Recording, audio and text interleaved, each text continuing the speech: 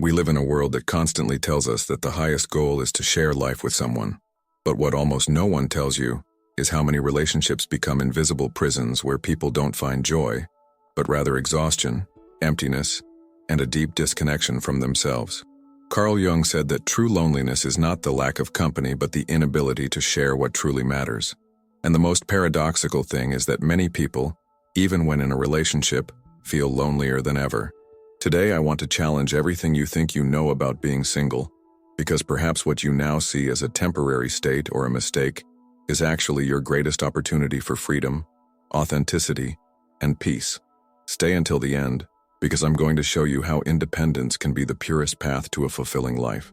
And if this message resonates with you, give it a like, subscribe, and join me in this reflection. Imagine this: waking up every day without explanations, without having to negotiate your dreams, without feeling like you have to mold yourself to fit into someone else's life. Just you, your time, your rules. But why does this idea feel so uncomfortable? Because we've been taught that being single is a problem to solve, a sign that something is wrong with you, that if you don't have someone by your side, you're incomplete. But what if that relationship that is so idealized doesn't give you anything but instead takes away? Carl Jung said that until the unconscious becomes conscious, it will direct your life and you'll call it destiny. And this is especially true in love because the harsh reality is that many people are not in a relationship out of love, but out of fear. Fear of emptiness, fear of judgment, fear of facing themselves. But here's the truth that few dare to acknowledge. Loneliness is never the real problem. The problem is the wrong company. Tell me, how many times have you felt like you're giving more than you're receiving? That your relationship stopped being a refuge and became a burden you carry every day? There's an uncomfortable truth that society prefers to keep silent. Being accompanied is not synonymous with being happy, and being alone does not mean being broken. Think about this. How many couples do you know who share the same bed but not the same heart? How many people fake smiles in public while in private they feel like they're living with a stranger? Loneliness is not the absence of someone else. It's the absence of connection. And if your peace is found in your own space, why should you give it up? Teresa understood this after 67 years. Her entire life revolved around others. She married very young, had children, managed her home, and dedicated every day to taking care of her husband. She put her own dreams on hold, believing that sacrificing herself was the purest form of love. For decades, she lived for her family because that's how it was supposed to be, because that's what society applauds, giving until you're empty. But what happens when everything you've given yourself to disappears? When her children grew up and left, and her husband passed away, Teresa found herself in the midst of a silence she had never known. Her house, full of memories, felt empty, and worst of all, she felt empty too. At first, loneliness consumed her. She spent entire days staring at the walls, feeling like her life had lost all meaning. Who was she without the people she had dedicated her existence to? But here's where her story takes an unexpected turn, because sometimes life takes away everything you thought you needed to give you back what you truly are. One day, almost impulsively, Teresa did something she had never done before. She enrolled in a pottery class. For the first time in decades, she did something just for herself, without anyone's permission or company. And with her hands full of clay and conversations with new friends, something awakened inside her. It wasn't just art she was shaping. It was herself. And then Teresa understood a truth that most people discover too late. Her happiness never depended on her husband, her children, or her past. Her happiness was always in her ability to build a life that was meaningful to her and for her. And now I ask you, if tomorrow everything you know disappeared, if the people by your side left, if only you remained, would you still feel fulfilled? Because if the answer is no, then maybe it's not love you need. Maybe it's about reconnecting with yourself. But why do so many come to this awakening when it's already too late? Why is loneliness seen as an enemy and not as an opportunity? Simply because we've been taught to fear it. We've been sold the idea that being alone is synonymous with being incomplete, that a fulfilling life is one that is shared. But what if all of that were a lie, designed to keep you trapped in relationships that don't help you grow? Viktor Frankl, a man who survived the horrors, of concentration camps expressed it with brutal clarity. The last of human freedoms is the ability to choose our attitude in any given circumstance. And here's the key. When you're alone, when there's no external noise, you discover that you can choose who you are without interference. I want you to imagine something. Evaluate all your relationships as if they were a financial balance. Which ones give you energy? Which ones drain you? How many do you maintain out of habit, comfort, or worse, out of fear of being alone? Most people don't ask themselves these questions. Why? Because the answer is often uncomfortable, and facing those truths might mean having to let go of people you've held onto for years. But here's the harsh reality. When you surround yourself with the wrong people, you move away from yourself. Then a more uncomfortable question arises. Do you really need a partner to be happy? Or is it just the idea that's been sold to you? Look at the example of Eleanor Roosevelt. She was the wife of a president, yes, but her true impact didn't come from being a wife. It came from being herself. Her influence, her legacy, and her freedom came from finding her purpose beyond any relationship. Because the most authentic connections don't come from need, but from fullness. And it's in solitude where you learn who you really are, without anyone shaping your identity. And here comes a truth that few want to hear. Silence is powerful, but we've been trained to fear it. We live bombarded by distractions, social media, notifications, constant noise. Why? Because in silence, something inevitable happens. You meet yourself. And that confrontation is uncomfortable because what if you discover that you've built a life that isn't yours, but the one others expected of you? But if you dare to listen to that silence, if you endure the discomfort of looking at yourself without filters, something magical happens. Answers appear that you didn't know you were looking for. And then, you understand something that changes everything. The most important love is the one you give to yourself. Rumi said it best. You are not a drop in the ocean. You are the entire ocean in a drop. But tell me, will you continue to dim yourself in relationships that don't nourish you? Or will you dare to shine alone? And here's where the most uncomfortable moment of all comes. The real fear isn't loneliness. The real fear is realizing that many of your relationships are sustained by inertia, that the love that was once real has turned into habit, that you stay because the emptiness of losing it seems more painful than the weight of staying. But tell me, what happens when you start asking yourself if that relationship still makes sense? And most importantly, what will you do if the answer is no? The truth is that not all love stories end with screams, betrayals, or bitter goodbyes. Some fade slowly, diluted over time like a candle burning out in silence. And the most painful thing isn't the end. What's truly difficult is accepting that holding on to that relationship no longer makes you happy. Carl Jung spoke of individuation, that deep process where we stop being what the world expects of us and become who we truly are. But how can you find your true self if your entire life has been shaped to fit into someone else's? Some come to this revelation at 40, others at 50, and sadly, there are those who leave this world without ever having asked themselves this question. But what if time were running out? What if you knew your life was measured in months, not years? Would you stay where you are? Would you stay in the same relationship? This is the question no one wants to face, but it's the only one that really matters. Because when time becomes a limited resource, priorities change. It no longer matters what others expect of you. The only thing that counts is what you expect from your life. And for many, that answer isn't found in a partner. It's found in something much deeper. The peace of a home without conflicts. The freedom of a day without arguments. The pleasure of a life where your decisions don't need to be negotiated. Yet society rarely shows us this path. We're educated to think that a life without a partner is an incomplete life. That romantic love is the ultimate goal. That being alone after a certain age is synonymous with failure. But have you ever stopped to ask yourself if that belief is yours, or simply something you inherited? The reality is, that conscious singleness isn't loneliness, it's authenticity. It's a declaration that your worth doesn't depend on your marital status. And no, it's not about giving up on love. It's about giving up the idea that you need love to feel complete. Look at the example of Eleanor Roosevelt. She was the wife of a president, yes, but her true legacy didn't come from being a wife. It came from being herself. She found her purpose in her independence, in her ability to influence the world without reducing herself to a role. Her life was proof that the most valuable lives are those born from choice, not from need. But then why do so many fear singleness? Because what truly terrifies them isn't being without company, it's facing silence.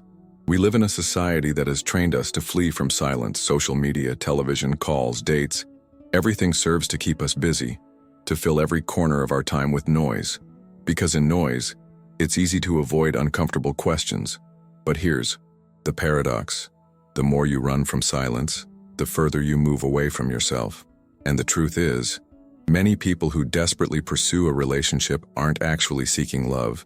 They're seeking distraction. They're looking for someone to make their internal discomfort more bearable, to fill that void they don't know how to face.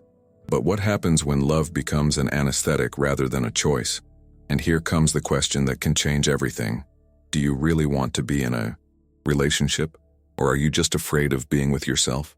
It's an uncomfortable question, yes, but it's crucial because the truth is this. If you can't find peace in your own company, you won't find it with anyone else. Carl Jung summed it up in a phrase that contains the whole truth. Who looks outside dreams, who looks inside awakens. And that's the true power of solitude. When you stop looking for answers outside, in relationships, in validation, in distractions, and dare to look inward, something transformative happens. You discover that happiness was never about finding someone else, it was always about finding yourself. But now tell me, are you ready to face your own silence? Or will you keep searching in the world for what you can only find within yourself?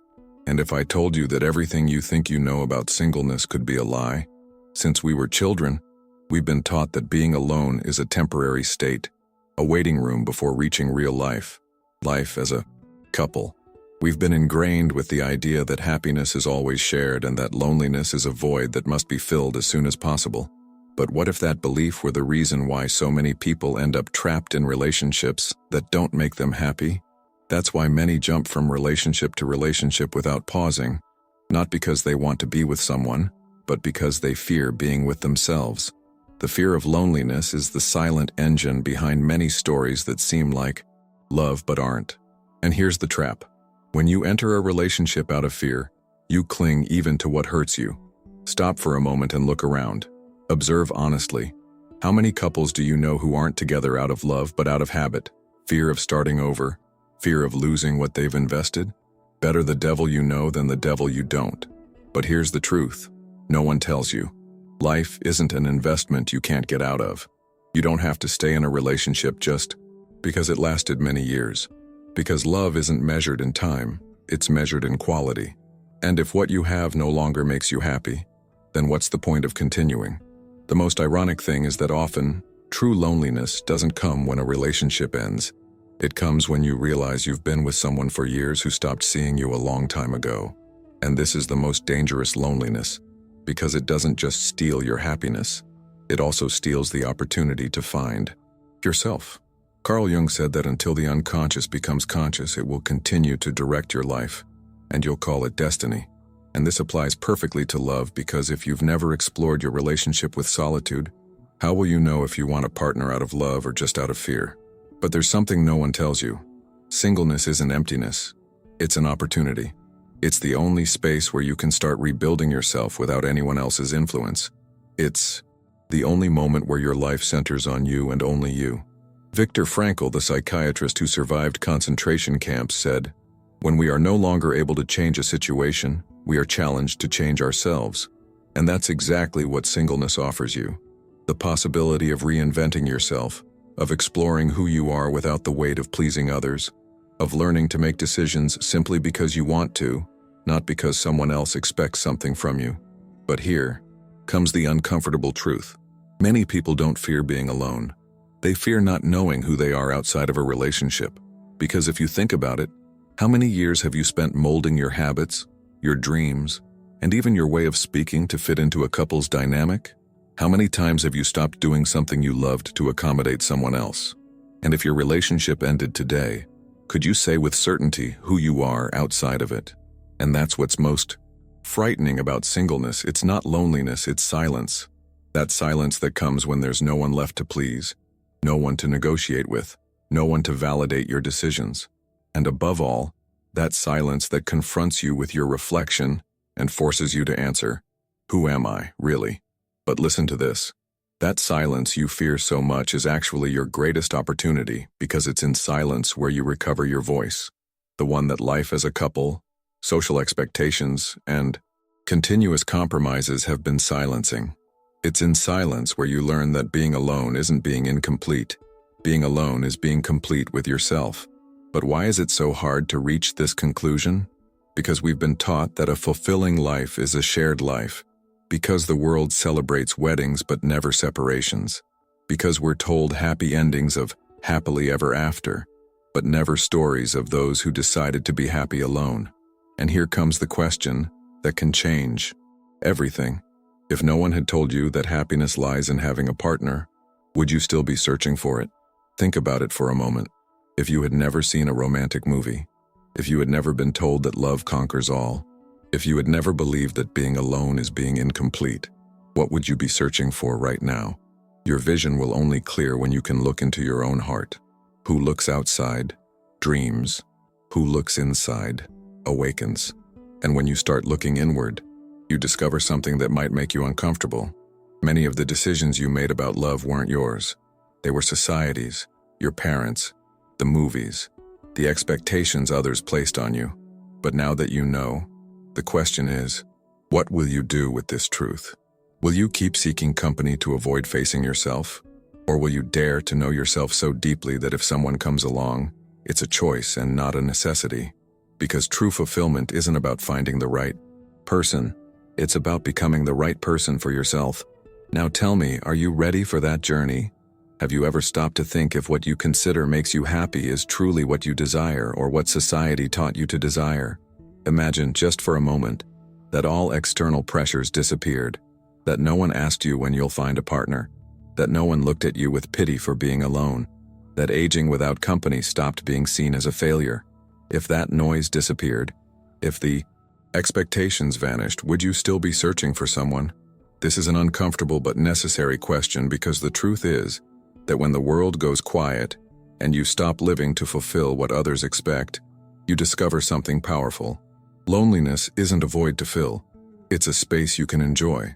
Viktor Frankl, the renowned psychiatrist and Holocaust survivor, spoke about purpose as the pillar of happiness. He said that it's not the environment or circumstances that define your well-being, but the meaning you give to your own existence. And here's the key point.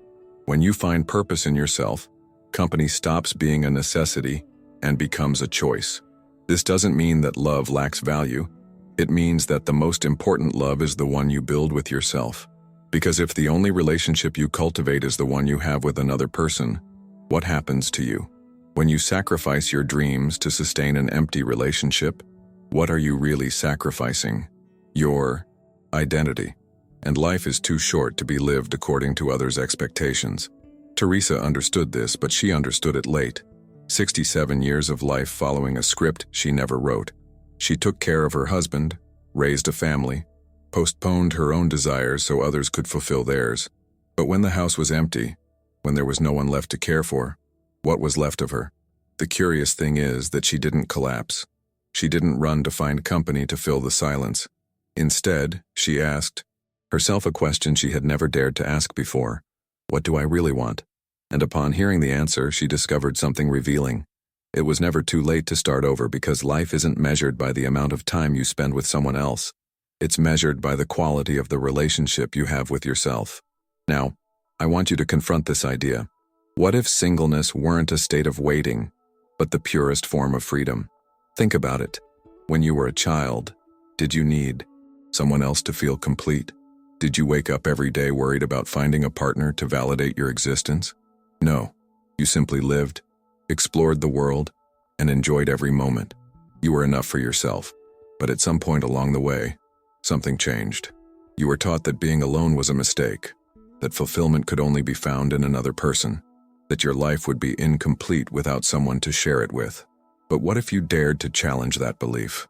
Carl Jung said, "The privilege of a lifetime is to become who you truly are." And here's the truth. Singleness grants you precisely that privilege. Because when you're alone, you don't need to negotiate your dreams, justify your choices, or mold yourself to fit into someone else's life. Every morning you can ask yourself, what do I want to do today? And the most powerful part? The answer depends solely on you. But here's the real problem. Most people are so afraid of loneliness that they never give themselves the chance to discover what truly makes them happy. Viktor Frankl also said, "Those who have a why to live can bear almost any how." This applies perfectly to singleness. If your life has meaning to you, if you find purpose in what you do, the things you enjoy, the passions you cultivate, then you don't need someone else to give your existence meaning. And here's where something unexpected happens. Loneliness stops being a problem and becomes a choice. But there's a reason few reach this point. Society doesn't prepare us to enjoy our own company. From a young age, we're taught that relationships matter more than freedom, that sharing life is the ultimate goal, that happiness is only real if it's shared. But what happens when the company you keep doesn't make you happy? What happens when that relationship makes you feel lonelier than solitude itself? Think about this. How many people do you know who've spent years in relationships that drain them? How many have shrunk themselves to adapt to someone else? How many stayed in a relationship not out of love but out of fear of being alone? Here's the great revelation. Singleness isn't about being alone, it's about being with yourself. And this is where many go wrong. They believe they need someone else to fill their empty spaces when what they truly need is to learn to enjoy their own company. Because the real problem was never loneliness. It was the fear of confronting it. But here's the interesting part. When you overcome that fear, when you start seeing singleness as an opportunity rather than a punishment, something shifts within you. You begin to realize that the peace of a home without unnecessary arguments is worth more than empty companionship. You start valuing the freedom to decide your life without asking for permission. You begin to understand that true loneliness is being accompanied yet feeling invisible. And then you discover a truth no one ever taught you. Happiness was never in another person. It was always within you. But why is this so hard to grasp? Because we were raised to seek externally what can only be found internally. We were made to believe that self-love is a consolation prize, that independence is merely a phase, that the purpose of life is to find someone to complete us. But what if you're already complete? Carl Jung also said, loneliness doesn't come from having no one around you, but from being unable to communicate the things that seem important to you. And there's the key. When you enjoy your own presence, loneliness stops being a void and becomes a gift. Silence stops being uncomfortable and becomes clarity. Love stops being a need and becomes a choice. Because when you have yourself, no one is indispensable. And now that you know this, what will you do with this truth? Have you ever stopped to think how many decisions in your life were truly yours, and how many were imposed by someone else's idea of happiness? We were taught to believe that loneliness is something to avoid, that being alone means something went wrong, that romantic love is the final destination of a life well lived. But what if all of that were a lie? What if what you fear most is actually what you need most? Teresa also believed that lie until she woke up. She spent decades following a script she didn't write.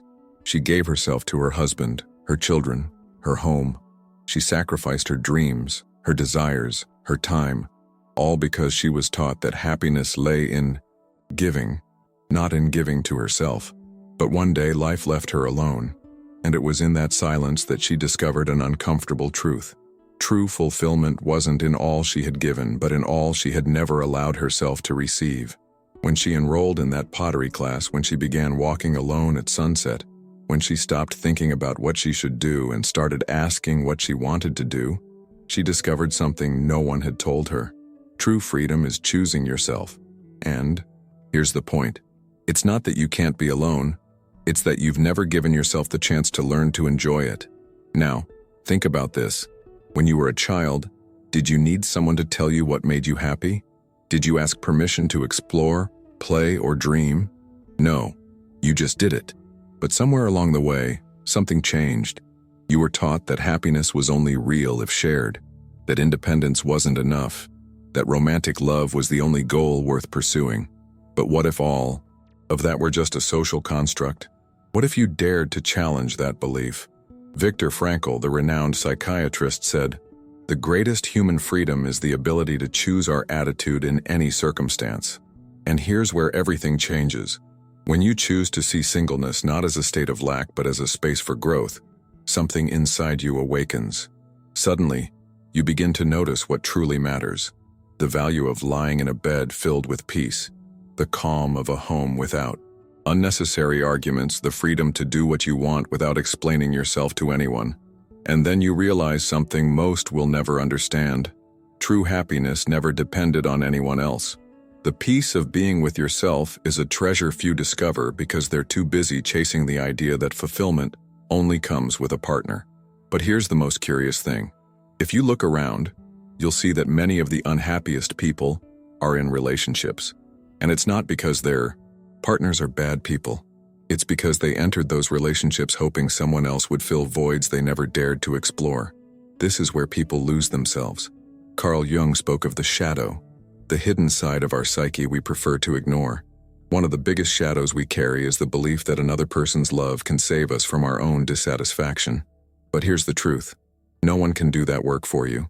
If you feel lonely, if you feel something is missing, if you think a relationship will fix those gaps, all that relationship will do is delay the moment you'll have to confront yourself. Because loneliness isn't something to avoid, it's something to understand. And when you do, when you dare to face it head on, you realize something that changes your life forever. Companionship is a complement, not a necessity.